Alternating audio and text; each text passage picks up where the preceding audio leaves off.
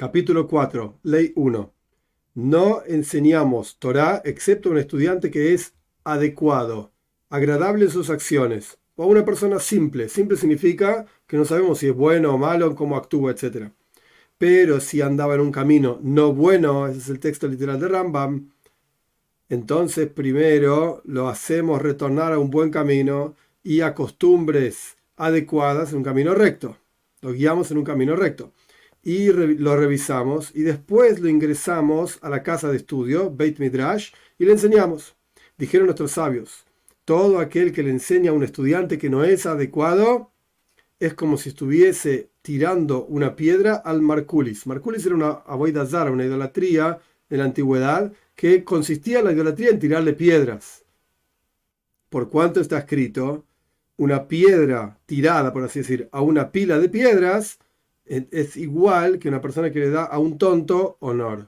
Si este estudiante es como un tonto, entre comillas, ¿para qué lo vas a ingresar a la casa de estudio? Es como tirar una piedra a una pila donde ya hay piedras. Y no hay honor excepto la Torá. La palabra honor representa Torá, como está escrito, el honor nuestros sabios heredan. Y también, si el maestro no anda en un camino bueno, a pesar de que es un gran sabio y todas las personas lo necesitan, no se aprende de él hasta que retorne al camino adecuado, como está escrito, porque los labios del Cohen, del sacerdote, cuidan comprensión y la Torá se busca de su boca porque es como un ángel de Dios. Este es un versículo en Malachi, en el segundo capítulo. Y dijeron nuestros sabios, si el maestro se parece a un ángel de Dios, entonces busca Torá de su boca. Y si no, no busques Torá de su boca. 2. ¿Cómo se enseña? El maestro se sienta a la cabeza, por así decir, a la cabecera, y los estudiantes lo rodean frente a él como una corona, para que todos vean al maestro y escuchen sus palabras. Y no se debe sentar el maestro en una silla y los estudiantes sobre la tierra, sino que todos sobre la tierra o todos sobre sillas. Y al comienzo, hace muchos años, se solía sentar el rabino y todos los estudiantes estaban de pie. Y ya desde antes de la destrucción del segundo templo, los comentaristas explican que esto iba desde la época del Rabban Gamliel al-Zaken, el anciano Rabban Gamliel, que no es el mismo Rabban Gamliel de Yavne, sino que estamos hablando en la época del segundo templo, ya antes de la destrucción. La costumbre de todos era enseñar a los estudiantes mientras estaban todos sentados. 3. Si el maestro enseñaba de su propia boca a los estudiantes, enseñaba. Y si enseñaba a través de un traductor, el traductor estaba parado, por así decir, entre el maestro y los estudiantes, y el maestro le dice al traductor, y el traductor hace escuchar la voz del maestro a los estudiantes. Y cuando ellos, los estudiantes, le preguntan al traductor, y él le pregunta al maestro, y el maestro le responde al traductor, y el traductor le responde a quien preguntó. Y el maestro no debe elevar su voz por encima de la voz del traductor, y el traductor no debe elevar su voz por encima de la voz del maestro cuando le pregunta al maestro la pregunta que corresponda. Y el traductor no tiene permitido reducir o agregar ni cambiar las palabras del maestro, excepto si el traductor era el padre del maestro o su maestro, justamente. Si el maestro le dijo al traductor, así dijo mi maestro, o así dijo mi padre, mi maestro, entonces cuando el traductor transmite estas palabras a los estudiantes, a las personas, les dice en nombre del sabio y menciona el nombre del padre del maestro, es el padre del sabio que está hablando, o del maestro del sabio que está hablando. Y dice, así dijo el rabino fulano. A pesar de que el maestro propiamente dicho no mencionó el nombre de la fuente original de esta frase, aún así el traductor puede decir el nombre original, el nombre de la fuente original. ¿Por qué? Porque está prohibido que el maestro diga el nombre de su padre, digamos, incluso si su padre no está presente, está prohibido que diga el nombre de su padre. Entonces dijo, mi maestro dijo así, mi padre dijo así. El traductor puede decir el nombre concreto de quien estamos hablando. 4. El maestro que enseñó y los estudiantes no entendieron, no debe enojarse sobre ellos y estar irascible, sino que tiene que volver y repetir la cuestión, incluso muchas veces, hasta que entiendan la profundidad de la ley. Y tampoco debe decirle a los estudiantes, tampoco un estudiante debe decir entendí, mientras no haya entendido. O sea, no puede mentir, sino que tiene que volver a preguntar incluso muchas veces el estudiante. Y si el maestro se enoja sobre el estudiante porque pregunta muchas veces, el estudiante debe decirle al maestro: Rebbe, mi maestro, esto es Torah y yo tengo que estudiar y mi capacidad es muy corta. 5. El estudiante no debe tener vergüenza de sus compañeros, de sus prójimos, que ya aprendieron esta cuestión la primera vez o la segunda vez que la escucharon. Y él no la aprendió, sino después de muchas veces. No tengas vergüenza. Porque si el estudiante tiene vergüenza por esto, entonces surge que entró y salió de la casa de estudios y no aprendió nada. Por lo tanto, dijeron nuestros sabios de antaño, una persona vergonzosa no aprende y una persona muy estricta no es capaz de enseñar. ¿En qué caso se aplica esto? Que el maestro tiene que repetir y el estudiante no tiene que tener vergüenza y así sucesivamente. Cuando los estudiantes no entendieron la cuestión porque es muy profunda o porque no tienen capacidad suficiente, o sea, corta capacidad. Pero si el maestro reconoce que los estudiantes son vagos con las palabras de la Torá y aflojan sobre ellas, traducción literal, por lo tanto no entendieron, no están prestando atención, no les importa, etc., el maestro debe enojarse con ellos y debe reprenderlos con palabras para afilarlos, traducción literal, para que los estudiantes aprendan como corresponde. Y sobre este asunto dijeron nuestros sabios: echa temor sobre los estudiantes, con una especie de orden. Traducción literal de Mara, acá dice Zrek Mara Betalmitim. Echa Mara, Mara es bilis. Pero sí existe la bilis blanca, que supuestamente representa algo de alegría y frivolidad. Y existe la Mara Shhoira, la negro, que es temor y miedo y preocupación, etc. Que entonces aquí el Talmud lo que está diciendo es, el Rambam citando el Talmud, hay que echar fuerza y temor sobre los estudiantes, Mara, bilis. Por lo tanto, no es apropiado que el maestro sea frívolo frente a los estudiantes y tampoco se ría frente a ellos. No está diciendo que no se puede reírse, porque incluso nuestros sabios cuentan que Rabo contaba chistes antes de las clases y después todos se reían y ahí empezaba la clase. Pero acá la cuestión es la frivolidad, que no prestar atención y no ser serio en la enseñanza. Y tampoco debe comer y beber con los estudiantes el maestro, de manera tal que el temor del maestro esté sobre los estudiantes y estudien de él rápidamente. 6. No se le pregunta al maestro una pregunta del tema que sea, en cuanto entra en la casa de estudios, sino hasta que se asiente su inteligencia, por así decirlo, hasta que se calme y esté sentado en su lugar. Y tampoco el estudiante pregunta en cuánto entra hasta que el estudiante entre y descanse en su lugar, para no hacer preguntas que no tengan nada que ver, etc.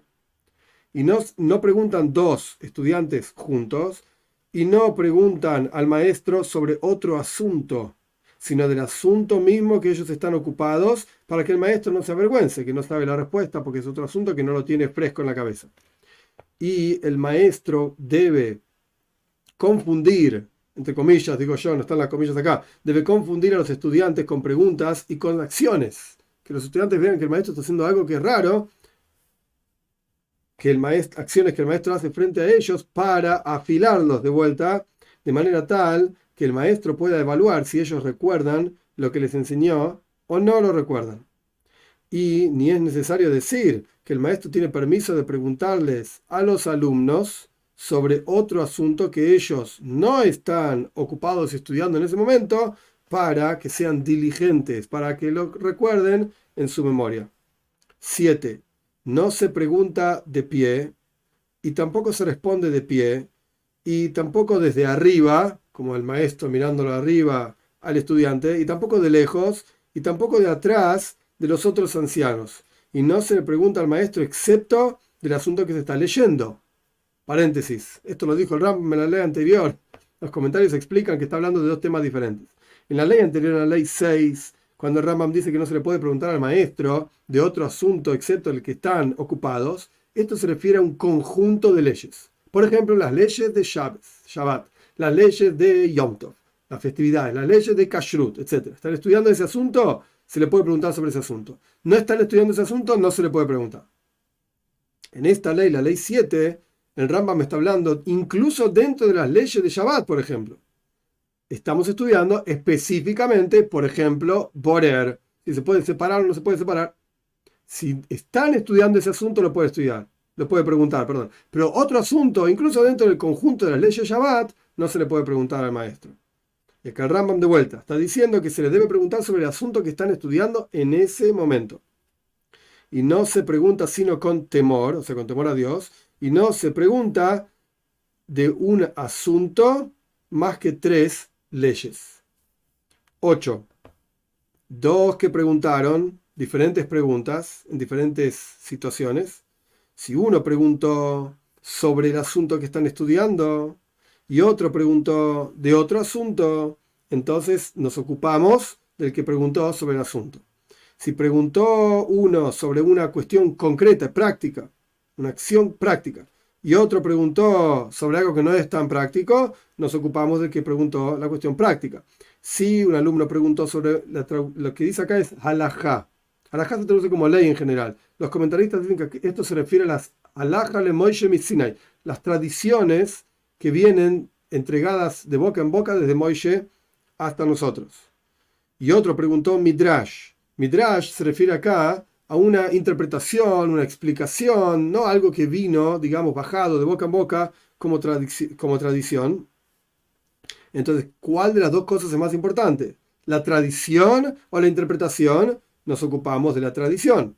Si preguntó un estudiante sobre Midrash, tradición, y otro sobre Agadá, ¿a qué se refiere Agadá? Los comentaristas dicen que esto se refiere a las enseñanzas morales, a las historias, etc. Nos ocupamos de Midrash, de las interpretaciones halágicas, legales.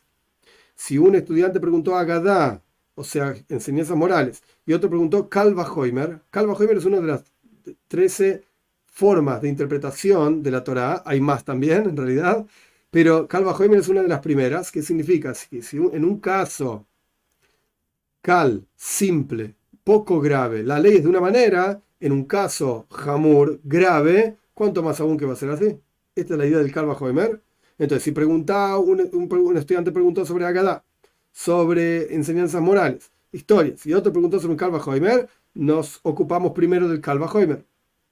Si un estudiante preguntó Kal Vajomer, que era esta regla que explicamos anteriormente, y otro preguntó sobre Gzeira Shavá. Gzeira Shavá significa cuando hay dos palabras similares o incluso expresiones similares en la Torá, y nuestros sabios recibieron como tradición que estos dos lugares en la Torá están conectados, y por lo tanto las leyes de uno se aplican al otro, y las leyes del otro se aplican al uno. Esto es Gzeira Shavá.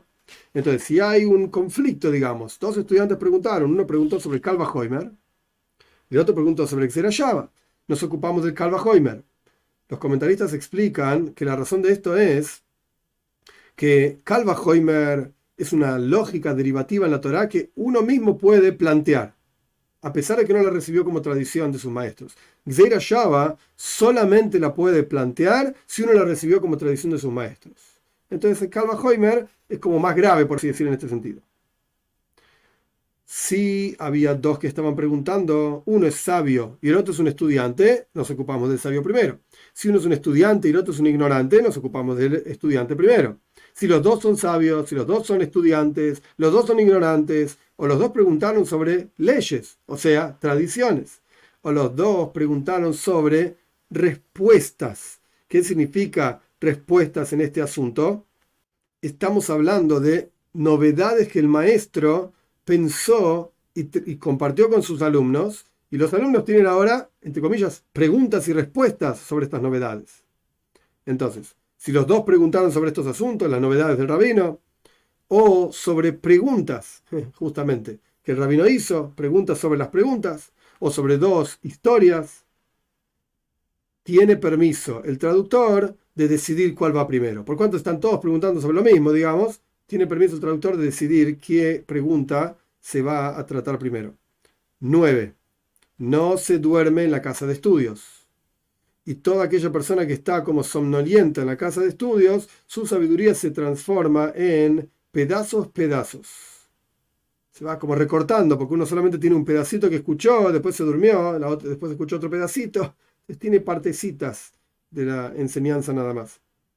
Y así también dice el rey Salomón con su sabiduría. en pedazos se viste el sueño. Porque hay partes que uno entendía y partes que no. Y tampoco se conversa en la casa de estudios sino de cuestiones de Torah solamente. Incluso una persona que estornudó no se le dice salud o curación en la casa de estudios.